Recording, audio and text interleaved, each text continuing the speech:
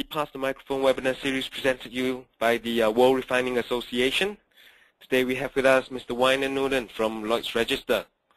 Lloyd's Register provides true life advanced engineering, risk management, certification and validation solutions focused on the energy supply chain.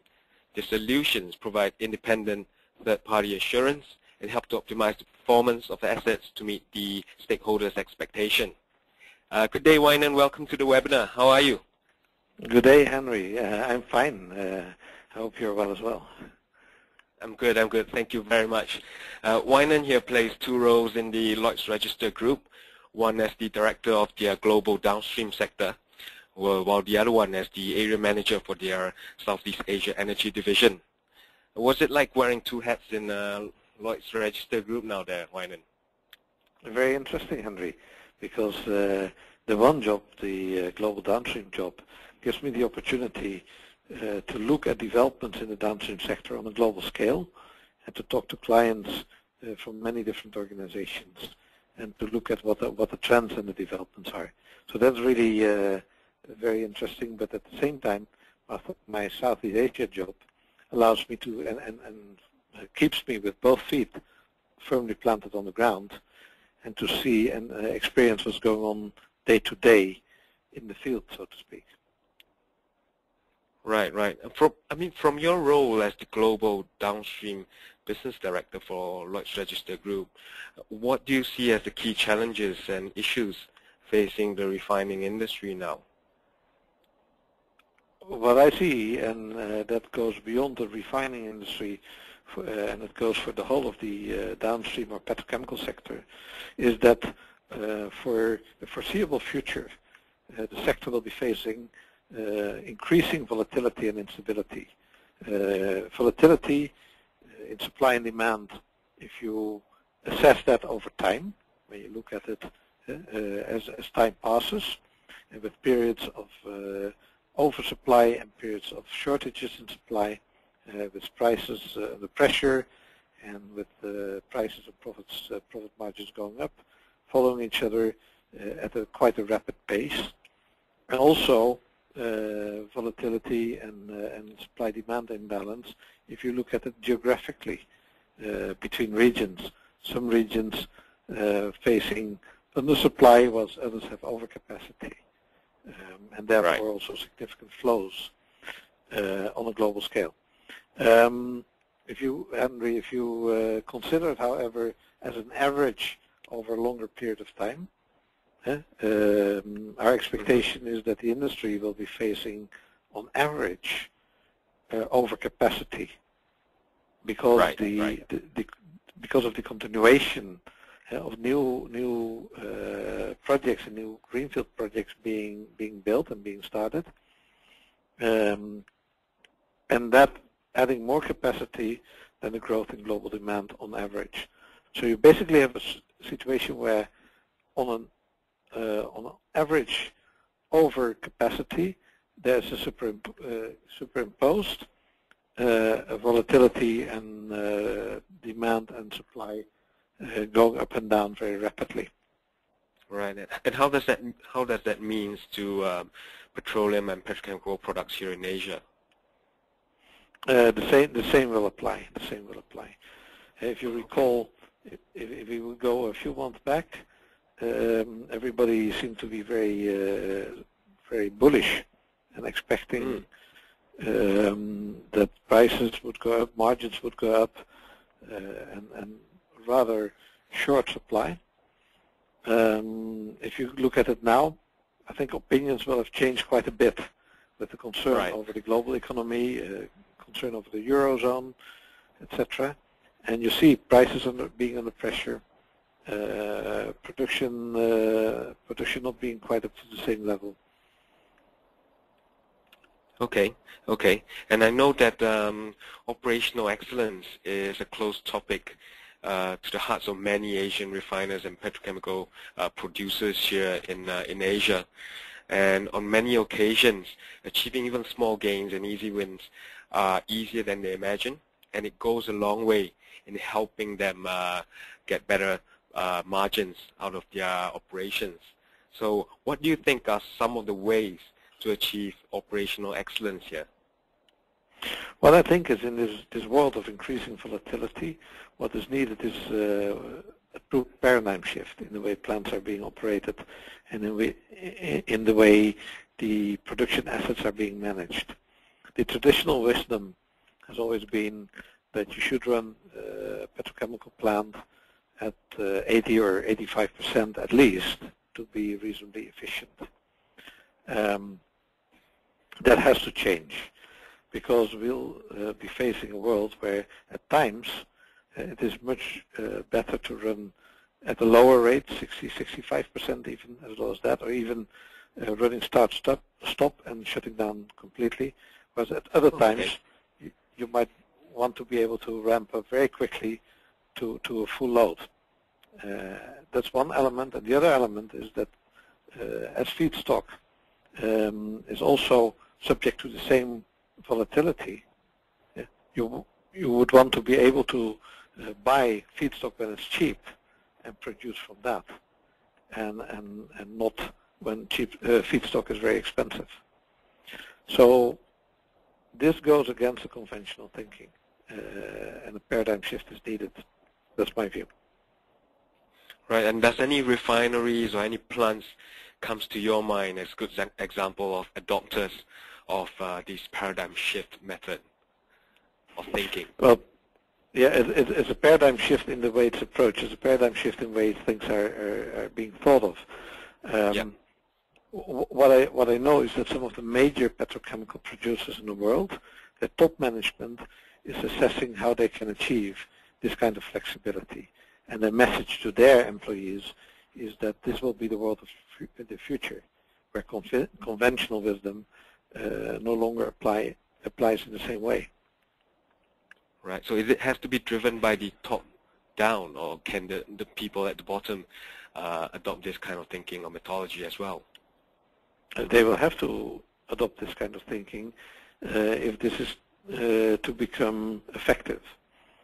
But of course the top management is concerned as to how are they going to face a changing world. One of the executives of a big petrochemical company said probably about 1.5 to 2 years ago to me, Wijnand, it's as if I'm running a retail shop at the moment. My orders, which used to be, yeah, it's quite funny, eh? So he said my orders, which used to be long-term big orders, are now small, short-term orders. So I feel I've become a retail shop, and I need to be able to adapt to that.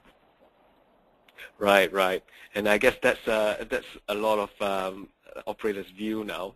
I think it's Lloyd's Register one of your mission. It is to help them be more visible and more adapt to these changes as well. Huh? Yeah, of course, at the heart of our mission is safety. Right. Clearly.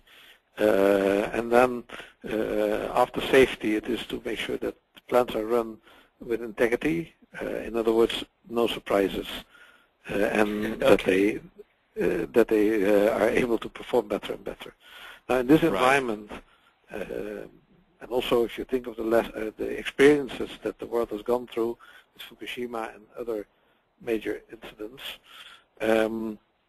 but equally in this economic turmoil and volatility and instability, the key element is understanding and managing risk, Henry.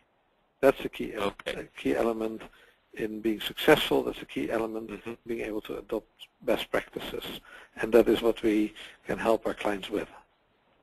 Right, and I understand you brought up Fukushima and BP earlier. I guess those are the two incidents in the energy sector that are freshest in our mind. How do you think the downstream sector can use this as a learning point to improve their process safety or their disaster management strategies? Well, I just said understanding and managing risk is a key element in there. If you talk about managing the risk and improving the safety of the plant, but also in terms of response to major events, the key, of course, is to do a proper analysis of where the risk is, do proper process hazard analysis, but also do proper and complete quantitative risk analysis, dispersion studies, etc., so that you understand what could happen and you can build your response scenarios to deal with that. Now, equally, this understanding and managing the risk, Henry, is very important if you want to be able to run a plant both flexible and efficient at the same time. Right, right. And with that in mind, one question I would like to ask you personally. You mentioned a lot about the volatility and taking advantage of feedstock. With regards to the margin outlook for the refining and petrochemical sector here in Asia, we've been getting a lot of mixed sentiment on this. But the general consensus from our research for downstream Asia is that it's expected to recover. So I know Lloyd's Register is not an operator, but how are you guys helping your clients take advantage of any margin recoveries that's coming up in the next couple of years? Yes, I would say flexibility will be the key, because there will be periods of margin recovery and of good margins. There will be periods when margins are down. As I said, there will be periods of over and under supply, and the key will be to ride those waves of change in the business environment as if you are a surfer riding the waves, using the momentum of the waves to be carried forward. And when you have to pedal against the flow, use the rip current if you wish to be carried out and to be ready for the next wave and ride the next wave again. This kind of flexibility and linking flexibility to efficiency is really what's needed. If you talk about paradigms, the old paradigm, you run as high a rate as you can to be efficient, and if you have to be flexible, you're not efficient. I don't think that's the way to win in the future. The winning paradigm in the future is to be able to marry flexibility to efficiency. Right. And with regards to flexibility, we experience a lot of heavier and sourer crudes being processed here in the refineries in Asia. Again, I know Lloyd's Register is not an operator, it's not a solution or technology provider. What do you think would be the impact of processing these sorts of crude here in the region, and what impact would it have on the technologies that will be decided to be used in refineries as well? Yeah, I should just said, Henry, we're not a process technology provider. We're a technology provider of a different kind. We help clients to manage their production assets in a way that is safe, that has integrity, and that improves performance. So what we're looking at is, given not only crude slate becoming more sour, or feedstock becoming more aggressive to the materials in the plant, we're looking at the variability in using different feedstock, the variability in process conditions, the variability in run rates. And the way we can help our clients is by allowing the clients and making it possible for the clients to optimize their maintenance and the inspection of those production assets of the plant optimally, given those variations. And I'll give you two examples of how that can be done. One is, clearly, you want to be maintaining your plant, you want to be shutting down your plant and performing a turnaround when demand is low. You don't want to be doing that when demand is high. You want to be running. In a traditional way, however, Henry, the shutdown schedule was pretty much fixed, and regardless of how demand changed. It is possible, if you use a risk-based inspection, a risk-based approach, to take decisions with regard to delaying turnaround or bringing it forward, and assessing what the impact on the overall risk of the plant is. Is that still acceptable or not? Are there any mitigating strategies available if the risk would be increasing, for example, by delaying a turnaround? So that's one way that we can help clients. The other one is more, I would say, on a day-to-day basis. It has to do with a new development or a development that's going on at the moment, integrity operating windows. And that's something that's now really coming up. There's even a new API standard being published for this, API 584. What it means is basically that the window, the operating window within which a plant can operate reliably for a prolonged period of time is defined. And on a real-time basis or near real-time basis, any excursions from that, any changes from that are recorded and signaled and are used to reassess, to recalculate and reestablish the risk resulting from that, and then to adopt and change the maintenance and inspection program accordingly. So, for example, if you would, for a period of time, run the plant at a lower rate, it could tell you that you can actually delay some of the maintenance and inspection work to a later stage because it's less hard on the equipment.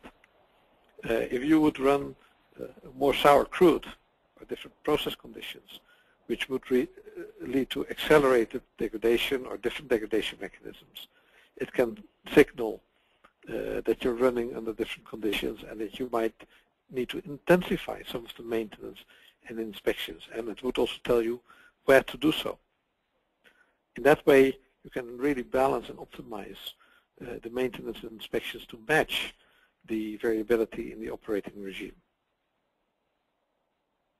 Right, right. And I know that Lloyd's Register has been strongly supporting Downstream Asia this year, giving feedback and giving us research content to put onto our program.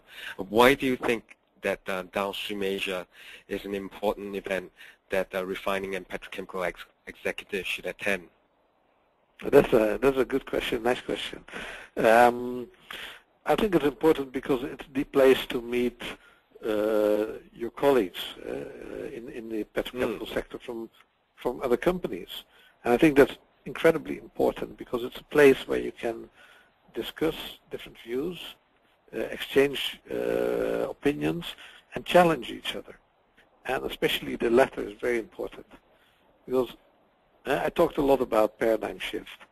Yep. Typically, a paradigm shift does not happen by just staying inside of your own environment. Paradigm shifts happen by exposure to people that look at things very differently. I'll just give you an example from outside of the petrochemical industry. Yep. Mm-hmm. If you look at the airline world, and nowadays, I think, Henry, low-cost carriers are very much amongst us, have become very common and accepted. Here in Asia, it's very common. Yeah, mm-hmm. Especially in Asia, I would say. It started in, I think we're the pioneer in this industry. I think the pioneers were in the U.S. and then came to Europe, and then in Asia it has picked up in an even bigger way. Mm-hmm. But anyways, yep. Whatever way it's been, if you look at who were the founders of the successful low-cost carriers, most of them did not come from the airline industry. They were not born and bred in the airline industry.